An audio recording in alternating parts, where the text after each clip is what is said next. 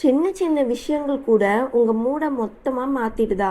யாரோ சொன்ன ஒரு வார்த்தை, ஒரு ரியாக்ஷன் உங்கள் மனசுக்குள்ளே ஓடிக்கிட்டே இருக்கா? நீங்கள் இப்படியெல்லாம் ஃபீல் பண்ணுறீங்கன்னா, நான் ஏன் இவ்வளோ ஓவர் திங்க் பண்ணுறேன்னு உங்களே ஃபஸ்ட்டு ப்ளேம் பண்ணிக்காதீங்க. நீங்கள் ஃபீல் பண்ணுறது இங்கே தப்பு இல்லை. ஆனால் அந்த ஃபீலிங்கை எப்படி ஹேண்டில் பண்ணணும், எது நம்ம கண்ட்ரோலில் இருக்குது, எது இல்லை, இதெல்லாம் உங்களுக்கு யாரும் சொல்லி கொடுக்கல. இதை தான் stop letting everything affect யூன்ற புக் ரொம்ப சிம்பிளாக எக்ஸ்பிளைன் பண்ணுது. இந்த புக்கில் இருக்கிற சில ஐடியாஸை நம்ம ரியல் லைஃப்பில் எப்படி அப்ளை பண்ணலான்னு இந்த வீடியோவில் பார்க்கலாம். ஒரு விஷயம் நம்மளை ஹர்ட் பண்ணிடுச்சுன்னா அதை அப்படியே விட்டுடாமல் ஒரே சீனை நம்ம மைண்டில் 100 தடவை ஓட்டி பார்த்துட்டே இருப்போம். இதுதான் சைக்காலஜியில் ருமினேஷன்னு சொல்கிறாங்க.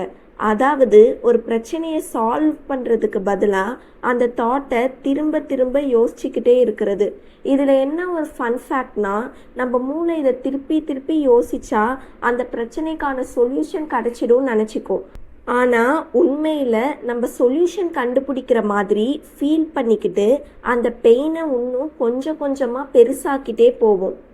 அதனால் ஒரு விஷயத்தை பற்றி யோசிக்கிறதுக்கும் அந்த விஷயத்துக்குள்ளே சிக்கிக்கிறதுக்கும் ஒரு பெரிய டிஃப்ரென்ஸ் இருக்குது. இந்த சாப்டரில் சொல்கிற ஒரு முக்கியமான விஷயம், உங்கள் மைண்டில் ஒரு தாட் வந்தாலே அது உண்மைன்னு அர்த்தம் கிடையாது. அதை நம்பணுமோ வேண்டாமோ என்பதை நீங்கள் தான் டிசைன் பண்ணணும். நெக்ஸ்ட், த விட்னஸ் ப்ராக்டிஸ். சிம்பிளாக சொன்னால் உங்கள் எமோஷனுக்குள்ளே போய் சிக்காமல் கொஞ்சம் வெளியிலேருந்து அதை பார்க்குறது. எக்ஸாம்பிளோடு சொல்லணும்னா, நீங்கள் கோபமான பர்சன் இல்லை, உங்களுக்கு கோபம் வந்திருக்கு, அவ்வளோதான். எமோஷன் வரும், கொஞ்ச நேரம் இருக்கும், அப்புறம் போயிடும். ஆனால் நம்ம என்ன பண்ணுறோம், ஒரு எமோஷன் வந்த உடனே இதுதான் நான் அதோட ஐடென்டிட்டி பண்ணிக்கிறோம்.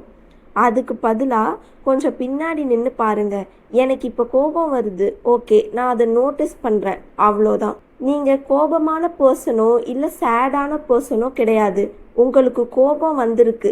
இந்த டிஃப்ரென்ஸை புரிஞ்சுக்கிட்டாலே நிறையா விஷயங்கள் சேஞ்ச் ஆகும். Next, the thought diffusion exercise.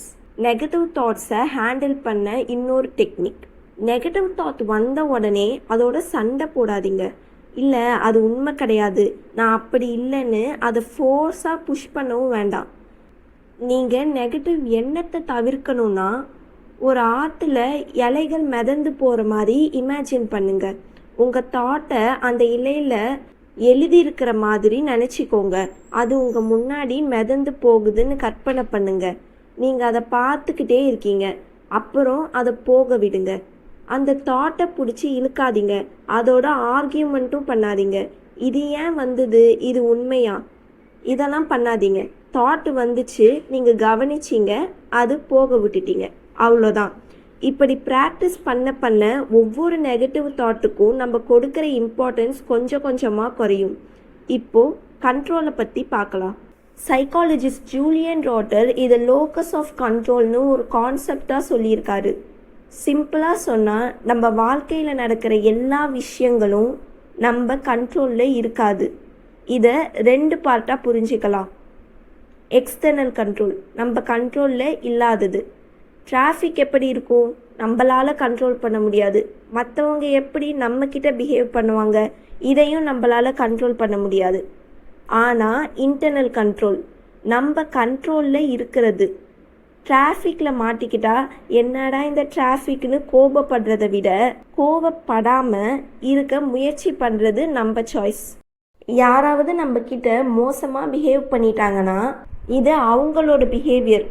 இதுக்கு நான் எப்படி ரெஸ்பாண்ட் பண்ணணும்னு யோசிக்கிற போகிறோமா, அதுதான் நம்ம கண்ட்ரோல். தி ரிஃப்ளெக்ஷன் பிரின்சிபிள், இது இந்த புக்கோட ஒரு இன்ட்ரெஸ்டிங்கான கான்செப்ட்.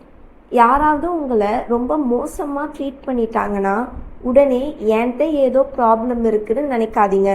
சில நேரம் அந்த பர்சனோட பிஹேவியர் அவங்களோட சொந்த ப்ராப்ளம்ஸை தான் காட்டும்.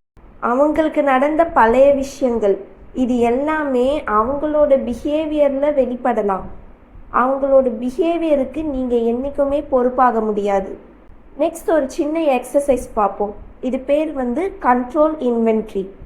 இதை ப்ராக்டிக்கலாக பண்ணணுன்னா ஒரு பேப்பர் எடுத்துக்கோங்க, நடுவில் ஒரு லைன் போடுங்க. லெஃப்ட் சைடில் என்னென்ன விஷயம் இப்போ என்ன ஸ்ட்ரெஸ் பண்ணுதுன்னு எழுதுங்க. ரைட் சைடில் இதில் நான் என்ன கண்ட்ரோல் பண்ண முடியும்னு எழுதுங்க. உதாரணத்துக்கு டிராஃபிக் ஜாமை நீங்கள் கண்ட்ரோல் பண்ண முடியாது, ஆனால் டிராஃபிக்கில் சிக்கிக்கிட்டு இருக்கும்போது நீங்கள் எப்படி ரியாக்ட் பண்ணுறீங்கன்றத உங்களால் முழுசாக கண்ட்ரோல் பண்ண முடியும். ஒருத்தர் எப்படி பிஹேவ் பண்ணுறாங்கன்னு உங்கள் கண்ட்ரோல் இல்லை, ஆனால் அவங்களோட பிஹேவியருக்கு நீங்கள் என்ன ரெஸ்பாண்ட் பண்ண போகிறீங்கன்றது உங்கள் கண்ட்ரோலில் இருக்குது.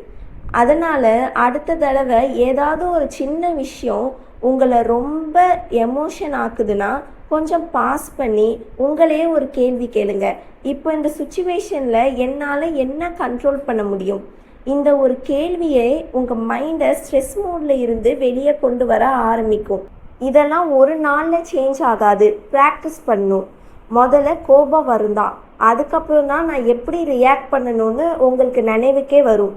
அடுத்தடுத்து ப்ராக்டிஸ் பண்ண பண்ண ஒரு பாயிண்ட்டுக்கு மேலே ரியாக்ட் பண்ணுறதுக்கு முன்னாடி கொஞ்சம் யோசிக்கிற பழக்கம் உங்களுக்கு நேச்சராக வந்துடும். ப்ராப்ளமே வராதுன்னு இல்லை, ப்ராப்ளம் வந்தாலும் அது உங்கள் சந்தோஷத்தை முழுசாக எடுத்துக்கிட்டு போகாது.